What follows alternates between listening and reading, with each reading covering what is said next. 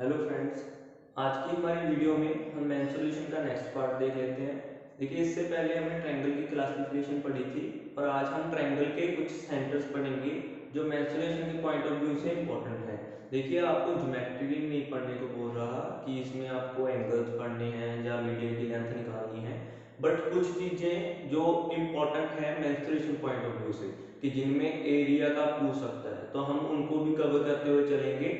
देखिए, टाइम थोड़ा सा ज़्यादा लग सकता है, पर एक बार जब आपने सब कुछ कर लिया तो आपके पास कॉन्फिडेंस इतना आ जाएगा कि आपको मेंसुरेशन का कोई भी क्वेश्चन दे दिया जाए, आपको उससे डर नहीं लगेगा। तो चलिए भाई, स्टार्ट कर लेते हैं।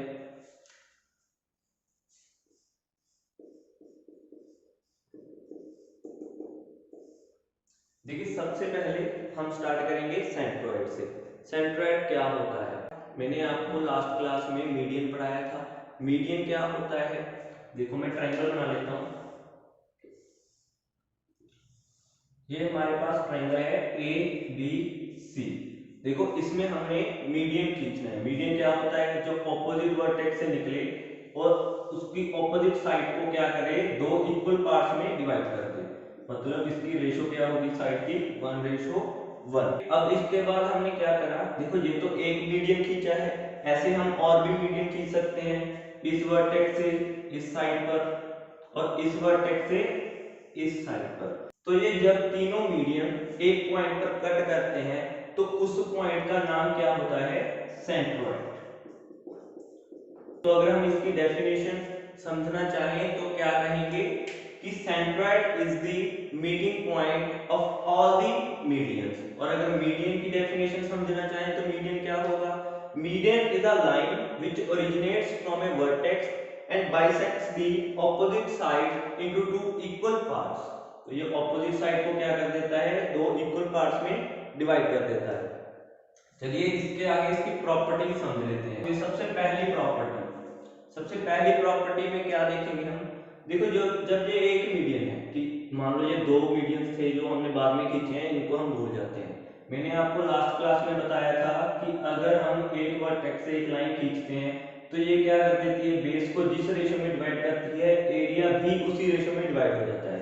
अगर मैं इसको डी पॉइंट नाम दे दूं तो हम कहेंगे कि ये मीडियन ने क्या किया कि ट्रायंगल को दो इक्वल पार्ट्स में डिवाइड कर दिया।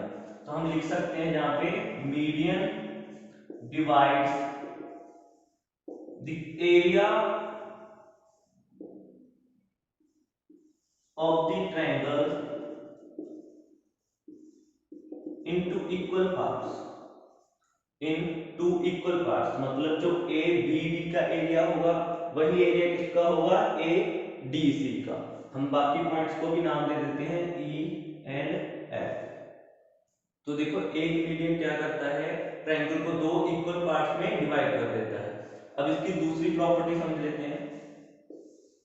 देखो, इसकी दूसरी प्रॉपर्टी क्या कहती है? अगर हम सभी मीडियंस को देखें तो ये यहाँ पे एक पार्ट हो गया हमारा, इसको हम जी नाम दे देते हैं। सेंट्रोइड को जी से डिनोट किया जाता है, तो ये जी पॉइंट हो गया।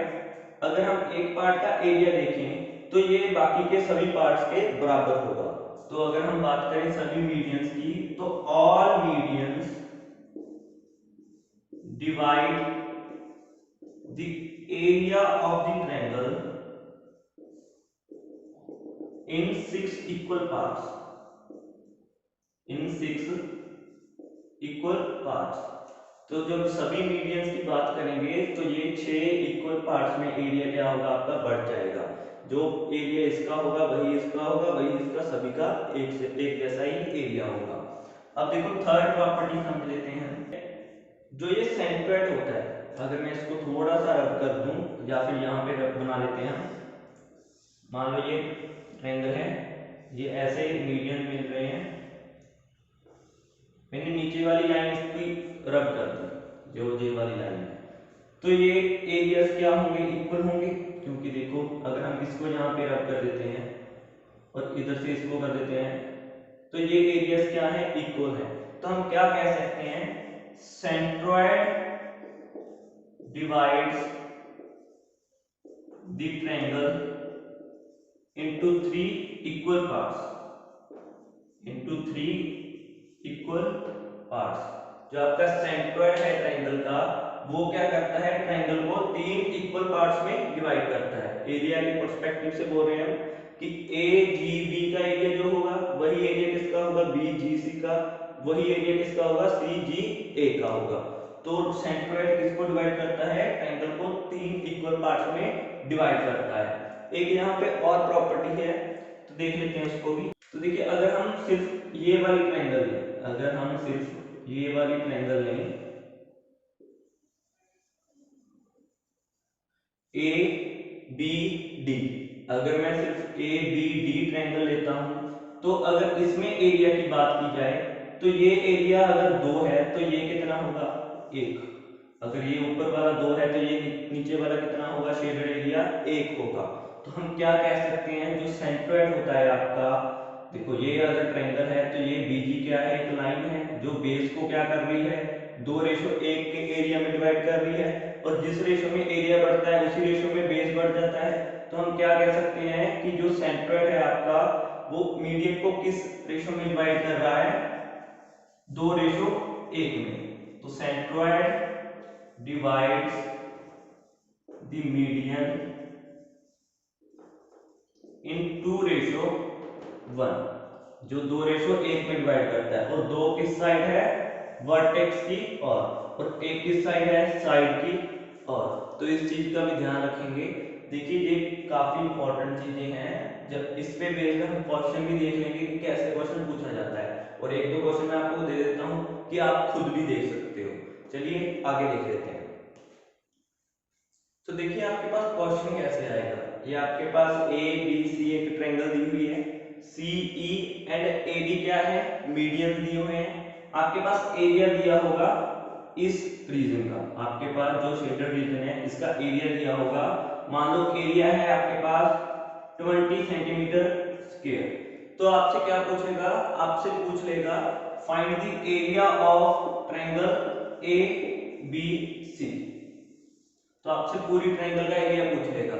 देखिए अगर आपको ये कांसेप्ट समझ में आया है तो इसका आंसर क्या कीजिए, कमेंट बॉक्स में बताइए, और अगर नहीं समझ में आया तो अपने डाउट्स वगैरह जो भी आपको नई चीज समझ में आई है तो आप पूछ सकते हैं, नेक्स्ट क्लास में हम क्लियर कर लेंगे। चलिए इसके बाद आगे देख लेते हैं।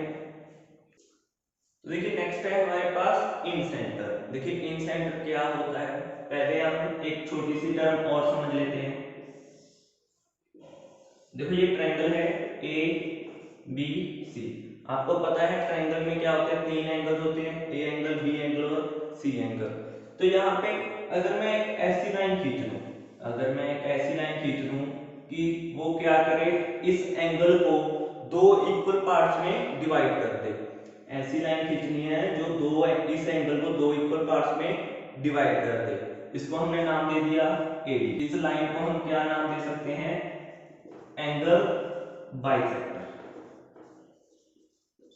तो इसको हम क्या बोल सकते हैं, angle bisector is a line which originates from A vertex and bisects the angle into 2 equal parts. जिस वर्टेक्स से ये ओरिजिनेट होती है उसी वर्टेक्स के एंगल को 2 इक्वल पार्ट्स में क्या कर देती है, डिवाइड कर देती है। इसको हम क्या नाम दे देते हैं, एंगल बाइसेक्टर। अब ये एंगल बाइसेक्टर और कितने हो सकते हैं, 3 एंगल हैं तो 3 एंगल बाइसेक्टर होंगे, एक यहां से एक यहां से। तो इन सभी को हम क्या बोलेंगे, एंगल बाइसेक्टर। और ये एंगल बाइसेक्टर जिस पॉइंट पर मीट करते हैं उस पॉइंट को हम क्या बोल देते हैं, इन सेंटर। इन सेंटर। एक चीज यहाँ पे और समझने वाली है कि एंगल बाइसेक्टर और मीडियन ये दोनों सेम नहीं है स्केलिंग ट्रायंगल के लिए। आगे ट्रायंगल चेंज होंगी तो उसमें क्या हो सकती है, ये लाइन क्या है, सेम हो सकती है, पर स्केलिंग ट्रायंगल के केस में ये जरूरी नहीं होता कि ये लाइन क्या हो, सेम हो। देखिए आगे इसके बाद इन सेंटर की कुछ चीजें समझ लेते हैं। तो देखिए हमने ट्रायंगल बना लिया है, उसमें हमने इन सेंटर ड्रॉ कर लिया, एंगल बाइसेक्टर्स बना लिए। देखिए इसकी प्रॉपर्टीज क्या कुछ है। अभी जो ये इन सेंटर है ये सभी साइड से क्या होता है, इक्वल डिस्टेंस पे होता है। इस इन सेंटर का अगर मैं डिस्टेंस देखूं सभी साइड से तो ये क्या होगा, इक्वल डिस्टेंस पे होगा। तो हम क्या कर सकते हैं, इस इन सेंटर को सेंटर मान के और इस जो रेडियस है परपेंडिकुलर आपका डिस्टेंस है, इसको हम रेडियस मान के एक सर्कल ड्रॉ कर सकते हैं। इस सर्कल को हम क्या बोलते हैं, इन सर्कल। तो ये ट्रायंगल के अंदर है तो इसलिए हम इसको क्या बोलते हैं, इन सर्कल। और इसका नाम क्या था, इन सेंटर। और जो ये परपेंडिकुलर डिस्टेंस होता है आपका, इसको हम क्या बोलते हैं, इन रेडियस। एक चीज यहाँ पे और ध्यान रखना कि जो यहाँ पे लाइन खींची है हमने ए डी, ये वाला परपेंडिकुलर डिस्टेंस डिफरेंट है, ये वाली चीज अलग है, मतलब ये सेम लाइन नहीं होगी। देखो मैं फिर बोल रहा हूँ, स्केल में ये चीजें सेम नहीं होती, पर बाकी ट्रायंगल्स में ये चीजें सेम हो सकती हैं। अब देखिए हमारे पास इन सर्कल आ गया, इन रेडियस आ गया, इन सेंटर आ गया। इसमें से जो सबसे इंपॉर्टेंट चीज है हमारे पास वो क्या है, इन रेडियस। इसको हम किससे डिनोट करते हैं, स्मॉल आर से। देखिए ये क्यों इंपॉर्टेंट है, एरिया के पॉइंट ऑफ व्यू से। आपके पास ऐसे क्वेश्चन आते होंगे कि ट्रायंगल के अंदर सर्कल दिया हुआ है, आपसे ये वाला रीजन पूछ लेगा शेडेड करके, ठीक है, या फिर अंदर वाले सर्कल का रीजन पूछ लेगा, एरिया पूछ लेगा आपसे। तो ये सभी चीजें किससे रिलेटेड है, ट्रायंगल से। अगर आपको ट्रायंगल पता होगी, उनके बीच का रिलेशन पता होगा, तभी आप ये चीजें फाइंड आउट कर सकते हैं। देखिए स्केलिंग ट्रायंगल के केस में क्या रिलेशन होता है साइड्स और इन रेडियस के बीच में। Area of the triangle is equal to small r into s। जो आपका एरिया है ट्रायंगल का वो किसके इक्वल होगा, स्मॉल r into s। ये स्मॉल r क्या है यहाँ पे, रेडियस। कौन सा वाला, इन रेडियस। अभी तक हमने इन रेडियस ही पढ़ा है। और s क्या है यहाँ पे, सेमी पेरीमीटर। ये मैंने लास्ट क्लास में बताया था आपको कि जहां पर भी s लिखूंगा उसका मतलब क्या हो जाएगा, सेमी पेरीमीटर। तो देखिए अभी आपने क्या करना है, आपके पास साइड्स दी हुई है, मान लीजिए 13, 14 और 15। आपके पास ये साइड्स दी हुई हैं, आपको इसके लिए इन रेडियस फाइंड आउट करना है। आपको स्मॉल r की वैल्यू फाइंड आउट करनी है। और अगर हम पर्टिकुलर ट्रायंगल की बात करें, मान लीजिए ये तो किसके लिए, जनरल ट्रायंगल के लिए है ये फॉर्मूला। अगर मैं बाकी ट्रायंगल जो हमारी पर्टिकुलर ट्रायंगल है, जैसे इक्विलेटरल ट्रायंगल है, राइट एंगल ट्रायंगल है, उनके केस में r की वैल्यू निकालना चाहूं तो वो थोड़ी सी अलग होगी। तो देखिए कैसे होगी, तो देखो आगे देख लेते हैं। राइट एंगल ट्रायंगल में, जो राइट एंगल ट्रायंगल होती है उसमें r की वैल्यू क्या होती है, perpendicular plus base minus hypotenuse divided by 2। Right angle triangle में आपकी r की वैल्यू क्या रहेगी, perpendicular plus base minus hypotenuse divided by 2। और इक्विलेटरल ट्रायंगल में r की वैल्यू क्या रहेगी आपकी, a अपॉन 2 अंडर रूट 3। तो देखिए ये किस केस में है, हमारी स्केलिंग के केस में है कि आप कोई भी ट्रायंगल में ये अप्लाई कर सकते हो। बाकी सभी ट्रायंगल्स के लिए आप ये जनरल फॉर्मूला ही अप्लाई करोगे। तो देखिए ये हमारा इन सेंटर था, इसमें हम काफी क्वेश्चन बना सकते हैं सर्कल के बेस पे। आगे हम सर्कल पढ़ लेंगे एक बार, तो इसी के बेस पे हमने क्वेश्चन ही करने हैं। ये आप बताइए कि ये आपको समझ आया या नहीं। देखिए कमेंट बॉक्स में ही आप बता सकते हैं चीजों को। अगर आपको कोई भी क्वेरी रहती है और ये बताया जरूर कीजिए, मुझे भी पता लगेगा कि आपको समझ आ रहा है या नहीं आ रहा है। तो चलिए नेक्स्ट सेंटर देख लेते हैं, इसका नाम है सर्कम सेंटर। देखिए सर्कम सेंटर क्या होता है, सबसे पहले हम ट्रायंगल बना लेते हैं। तो इसके लिए आपको एक और चीज समझनी होगी ट्रायंगल की टर्मिनोलॉजी में। देखिए अगर मैं इस ट्रायंगल पे एक परपेंडिकुलर बाइसेक्टर खींच लूं, इसका मतलब क्या है कि ये परपेंडिकुलर बाइसेक्टर क्या कर रहा है, इस साइड को दो इक्वल पार्ट्स में डिवाइड कर रहा है। देखिए इसको अल्टीट्यूड से या फिर मीडियन से या फिर एंगल बाइसेक्टर से कंफ्यूज मत करना, ये अलग चीज है, वो सभी अलग चीज थी। देखिए इसको हम क्या नाम देते हैं, perpendicular bisector.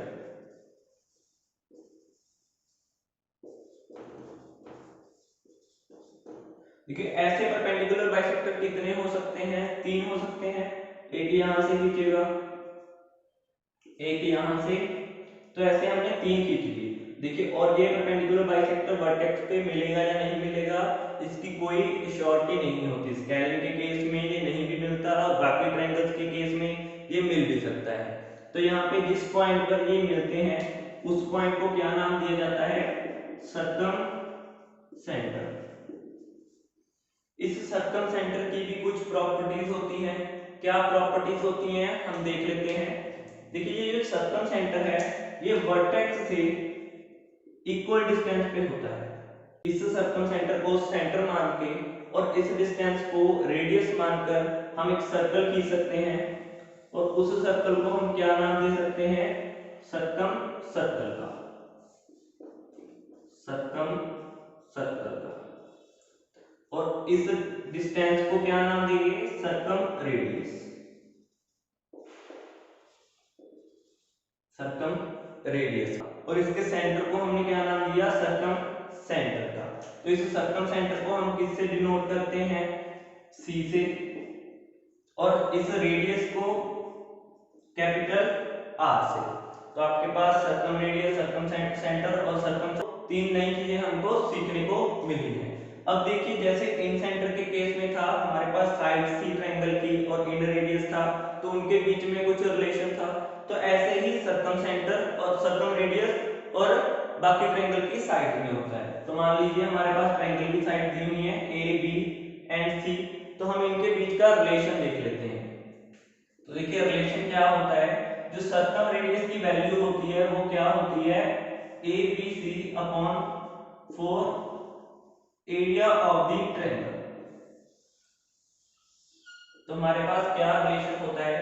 Circum radius is equal to product of the sides upon 4 times of the area of the triangle. तो देखिए एरिया ऑफ द ट्रायंगल किसकी बात हो रही है यहाँ पे? इस ट्रायंगल की। ये हमारा स्केलिंग ट्रायंगल का फॉर्मूला है, मतलब आप किसी भी ट्रायंगल में अप्लाई कर सकते हो। एक चीज यहाँ पे ध्यान रखना कि कई बार आपके पास मान लीजिए ये एंगल दिया होगा थीटा, ये साइड दी हुई है हमारे पास ए और ये वाली साइड दी हुई है बी। तो हमने एक फॉर्मूला देखा था एरिया निकालने का, हाफ ए इंटू बी साइन थीटा। तो अगर हम वो वाला फॉर्मूला यहाँ पे पुट करेंगे तो आर की वैल्यू क्या आएगी हमारे पास? सी अपॉन 2 साइन थीटा। तो इसको भी नोट कर लीजिएगा कि अगर आपके पास एंगल दिया हुआ है और ऑपोजिट साइड पता है उसकी, तो हम आर की वैल्यू निकाल सकते हैं। ये इंपॉर्टेंट है आपका ऐसे केस में। तो चलिए इसके बाद बाकी ट्रायंगल्स के लिए भी देख लेते हैं। राइट एंगल और इक्विलेटरल के केस में आर की वैल्यू क्या रहेगी। तो चलिए हम इक्विलेटरल ट्रायंगल और राइट एंगल में देख लेते हैं कि आर की वैल्यू क्या रहेगी। राइट एंगल के केस में जो आर की वैल्यू होती है वो क्या होती है? Hypotenuse divided by 2, hypotenuse divided by 2। और इक्विलेटरल के केस में आर की वैल्यू क्या होती है? a upon under root 3, a upon under root 3। तो आप ये चीजें ध्यान रखेंगे। तो देखिए ये दो फार्मूले आपके पास किस केस में है? स्केलिंग ट्रायंगल के केस में, और ये वाला फॉर्मूला इक्विलेटरल के केस में, और ये वाला राइट एंगल के केस में। देखो इसका भी रोल होता है एरिया निकालने में। जैसे आपके पास सर्कल दिया होगा, ये शेडेड रीजन पूछ सकता है आपसे, ट्रायंगल दी होगी बाहर वाले सर्कल का एरिया पूछ लेगा। तो आपके पास काफी क्वेश्चन बन सकते हैं मेंसुरेशन के रिलेटेड इन तीन सेंटर से। तो आज हम कुछ क्वेश्चन देख लेते हैं जो आपको खुद से करने हैं। तो देखिए आज का क्वेश्चन क्या है हमारे पास? आपके पास एबीसी ट्रायंगल है, एडी और बीई क्या है हमारे पास? मीडियंस दिए हुए हैं। आपको एरिया दिया हुआ है इस रीजन का, कितना एरिया दिया है? 20 सेंटीमीटर स्क्वायर। तो देखो हमसे पूछा क्या गया है, जहां से जी पॉइंट से हमने एक लाइन खींची है जी एफ, ठीक है। ये क्या कर रही है हमारे पास? जो बीडी बेस है उसको 2:3 में डिवाइड कर रही है। तो आपसे एरिया पूछा है बी जी एफ का, तो आपसे एरिया पूछा है बी जी एफ का। ये आपको खुद से निकालना है और आपको कमेंट बॉक्स में इसके आंसर बताने हैं। देखिए अगर आपको समझ आया तो भी बताया कीजिए, अगर नहीं समझ आता तो भी बताया कीजिए, तभी हमको कुछ पता चलेगा कि आपको पता चल भी रहा है या नहीं चल रहा। और इससे रिलेटेड आपकी कोई भी क्वेरी हो तो आप कमेंट बॉक्स में या फिर हमारा टेलीग्राम ग्रुप का लिंक दिया हुआ है डिस्क्रिप्शन बॉक्स में, उस पर जाकर आप पूछ सकते हैं। आगे की और वीडियोस देखने के लिए आप इस चैनल को सब्सक्राइब कर सकते हैं और बाकी के दोस्तों के साथ भी शेयर कर सकते हैं। आज के लिए इतना ही। Thank you.